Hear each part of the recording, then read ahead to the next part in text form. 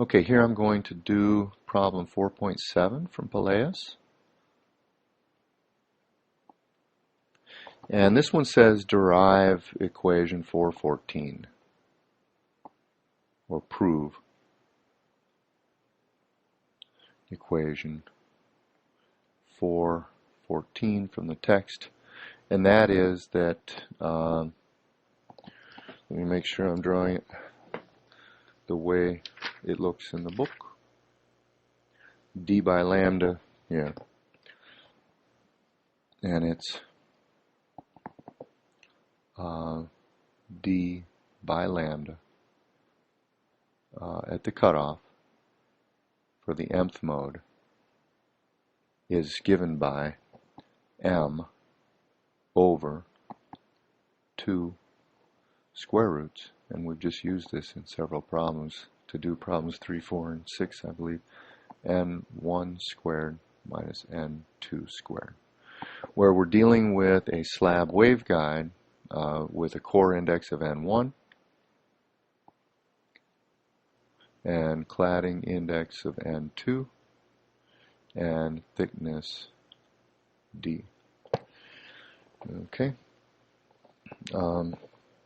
Well, basically what we're going to do is we're going to start with equation 411.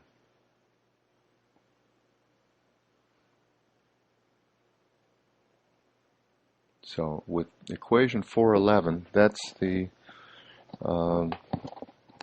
main equation governing the modes. And 411 looks like this. It says that the tangent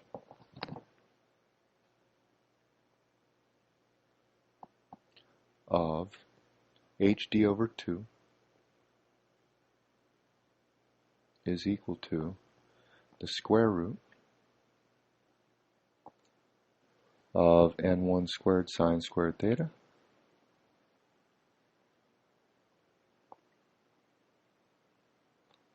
minus N2 squared all over N1 cosine theta. Okay, hope that's legible.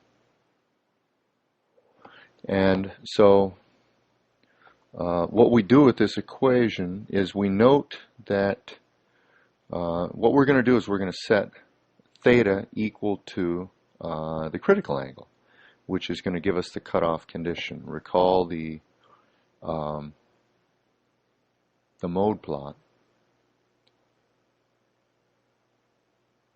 where we plot d over lambda as a function that gives n effective. Didn't leave myself enough room to write EFF there. Going from N2 up to N1. Let's see if I can fix this up a little bit.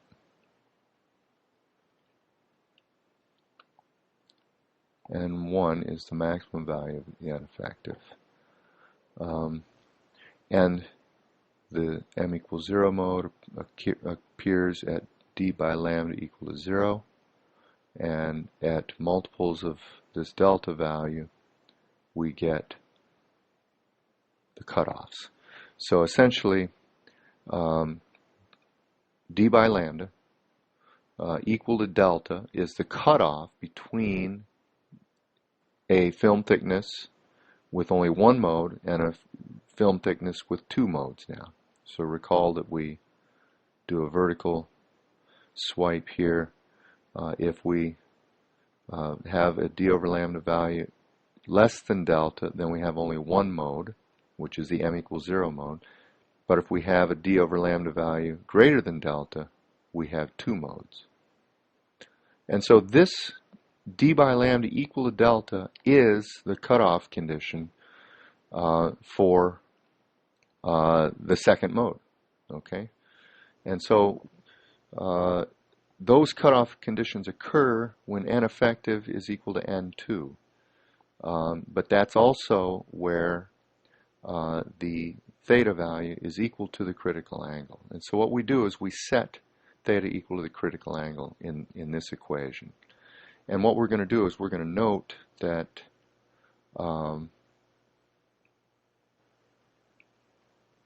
that the critical angle being given by the arc sine of n2 over n1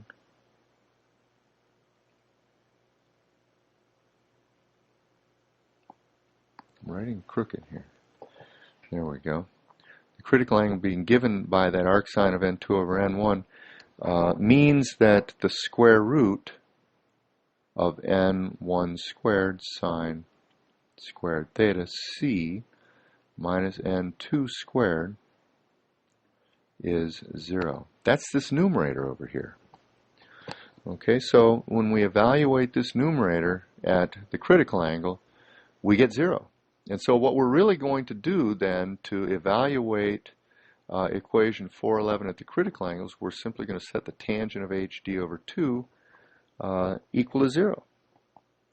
So we get here, so the implication is that the tangent of HD over 2 is equal to 0. And the tangent function looks like this. So we have pi over 2 and pi, and we have sort of an asymptote at pi over 2 and at 3 pi over 2, and the tangent function looks something like this. And then at 2 pi, we have another 0 crossing for the tangent function. And so basically what we're interested in finding is where HD over 2, which is the argument of the tangent, is equal to 0 pi, 1 pi, or 2 pi, or 3 pi. And so what we're really doing is we're setting HD over 2 equal to m pi.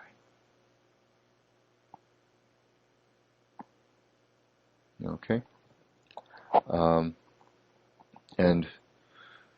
H is given as, D is the thickness of our slab, but H is given as 2 pi over lambda cosine theta, 2 pi n1 over lambda cosine theta, 2 pi n1 cosine theta over lambda. Okay, and we are still at theta c here now, so we're going to plug that in, and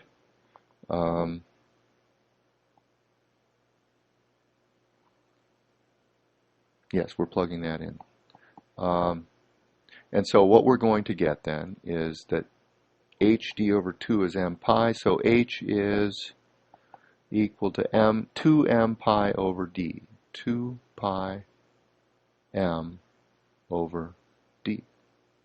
And now I can cancel the 2 pi's and solve for d over lambda. I'm going to take d over to the left side, and I'm going to have d over lambda.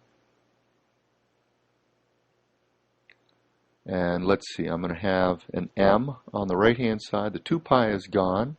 I'm going to have m over n1 cosine theta c.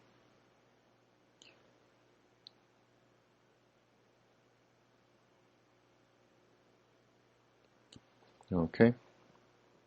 And I'm going to rewrite this. We'll see if I can fit the rest of the derivation in here.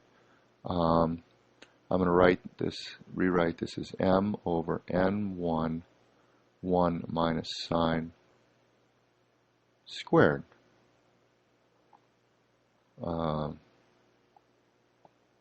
theta to the 1/2 power. So what I'm writing is that the cosine squared is 1 minus the sine squared. 1 is equal to the sine squared plus the cosine squared. So the cosine is the square root of 1 minus sine squared.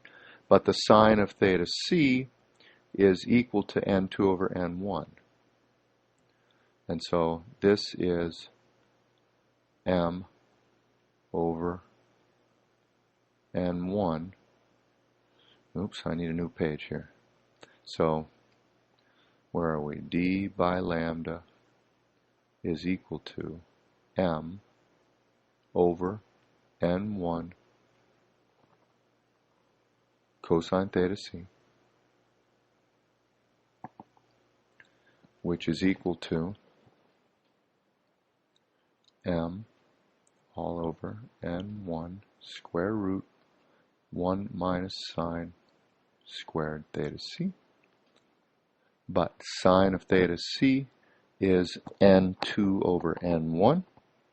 So this is m all over n1 square root of 1 minus n2 squared over n1 squared. It's sine squared, and the sine is equal to n2 over n1. And now I can just move the n1 on the inside, and I get m all over the square root of n1 squared minus n2 squared. Now this is for even modes only. Right underneath equation 4.11,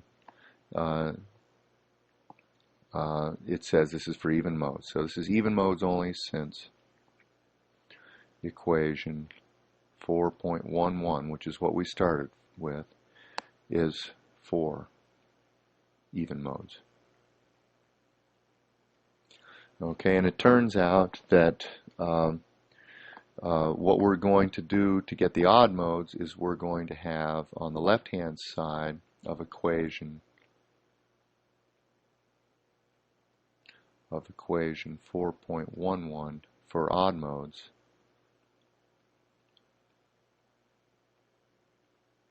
is tangent of HD over 2 minus pi over 2. Basically what this gives us is it gives us modes in between all of the ones we found. And so this d by lambda value that we just derived here is good for the even modes. And now we're going to reinterpret m. So this m really, when m is 1 here, that's our normal m equal 2 mode.